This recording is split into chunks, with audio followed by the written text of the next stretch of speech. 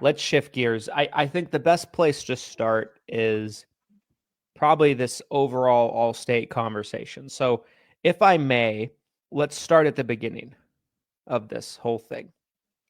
So Allstate, as many of you know, their claim to fame is in the P&C world, right? That's where they live. That's where they're a giant. That's where they're extremely savvy, and it's their bread and butter, right? So there was a company, for those of you that have been around probably even a few years or more, you probably remember this.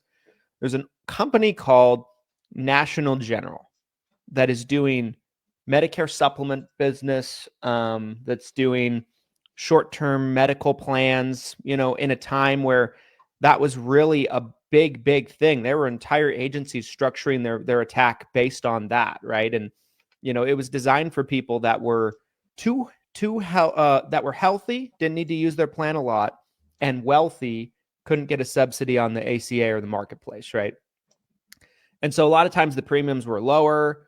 It gave people protection, but it was really catastrophic coverage, had a lot of limitations on what it would cover. But you could, in most states, do 12, 24, and in some states, 36-month terms of coverage. And so I feel like that's where they really kind of broke out for the most part. And they did other products as well, like indemnity plans, dental plans. They still do. I shouldn't say they don't do these anymore. This isn't a eulogy for the overall company. But anyway, so National General, right? Allstate comes in and buys National General, which we found out pretty recently, an idea of that. We won't go into the specifics of that, but like it's in the billions, right? That 2021. Yeah, that Allstate comes in and purchases National General. So National General then turns into Allstate. And they've had two contracts. They've had the senior contract and the under 65 contract, which is their short-term medical plans, et cetera, et cetera. Senior contract was their Med Supp. Well, I had been saying really from the beginning that I did not trust their Medicare Supplement product. I've been saying it in the Facebook group. I've been saying it in private conversations when people have been asking me. We had the contract. We were offering it to agents if they wanted it. It wasn't one we were telling agents, you absolutely have to have this contract necessarily. But it was something we had. But internally, I was trying to steer away from it as much as possible. We wrote a couple. We didn't write a lot. Basically, when we were in a pinch situation, they were kind of our only option. But, so fast forward 2021 to now, what we've seen from Allstate is in a lot of markets, rate increases not looking great. Rate increases going quite a bit. A lot of carriers have done that, to be fair, right? Which we'll get into in the broader Medicare Supplement conversation in a little bit. But Allstate, within the last couple of weeks, puts it out there that they're slashing commissions in a lot of states. Most states, from what I was able to see when I finally saw commission schedules, they were lowering the commissions by about 4%. So if, let's say, your street level commission was 22%, for example, in a state, went down to 18%. And that kind of caused some ruckus. I don't think we talked about it on the show, but that was kind of a talking point for agents. Then, within a matter of weeks, they put it out, and the news officially drops yesterday. And there's some confusion about this, so I'm going to try to clear it up best I can. Please do. Number one, they put out there that they're only accepting paper apps. So people are thinking, oh, they're doing paper apps. They're not, for their Med Supp product, not understanding that the real news behind this is that they've decided to pull their Med Supp product for new business in the entire country. The paper apps portion of it is essentially to suppress business until they can get that done, because it takes time. They have to file with each department of insurance in every state that they're in. And so they're trying to suppress business until they can officially have the product line shut down. They also decided to stop doing any type of advanced commissions. Everything is as earned on new business that's done over this period of time. I don't know why you would submit any business at this point, even though you can through paper apps. But yeah, that's kind of the story. And so before I get into kind of like what I believe the repercussions of that will be, because we've seen this before with other carriers, right? We've seen this before when they close off a book of business, they stop playing in the Med Supp space. We've seen what that does to members and their rates over time. But before I go into that at all, what is your reaction to this? I remember when I first heard Allstate offers Medicare Supplement. And my first reaction was like, really? It felt weird. It felt so out of place to me. And my gut reaction to that is, why would you put any sort of significant portion of your portfolio with a company that doesn't specialize in what you're trying to do? I mean, I think there's probably a lot of analogies out there that you could get into, like, companies that maybe dabble in something else that's not their specialty. And then if you buy it from them and then you get disappointed by it. So out the gate, learning that they're offering Medicare Supplement, I was already turned off by it because I'm thinking this isn't what they do. This isn't their specialty.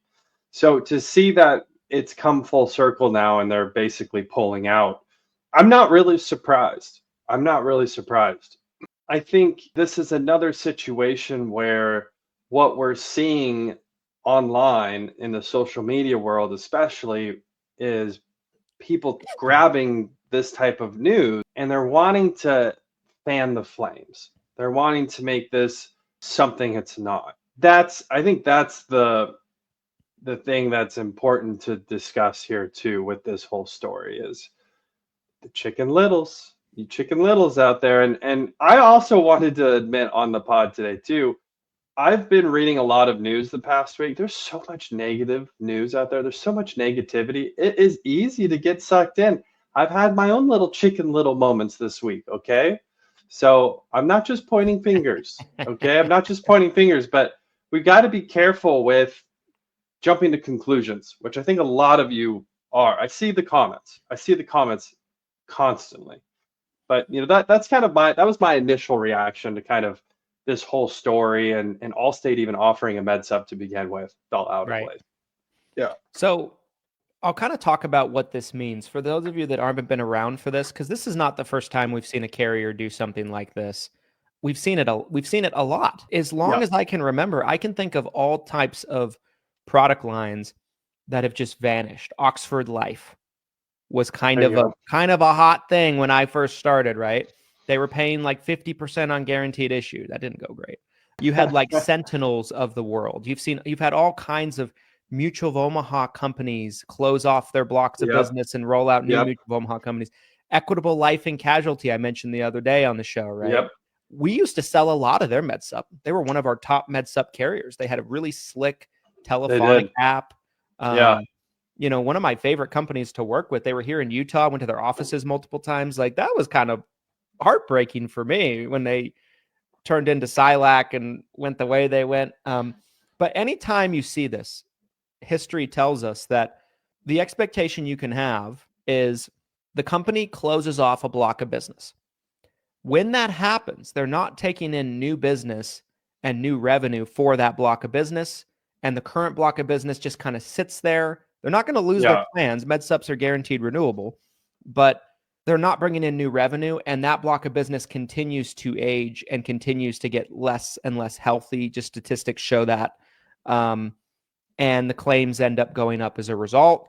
To make up for the difference of the extra costs they're incurring with the lack of new revenue coming in, they make up the difference by jacking the rates up to the moon. We've seen it time and time again. Over and over. Huge rate increases, 20, 30, 40, 50% rate increases. So that's what I would expect to see. I want to take one more moment to say that when will you guys learn I'm a prophet?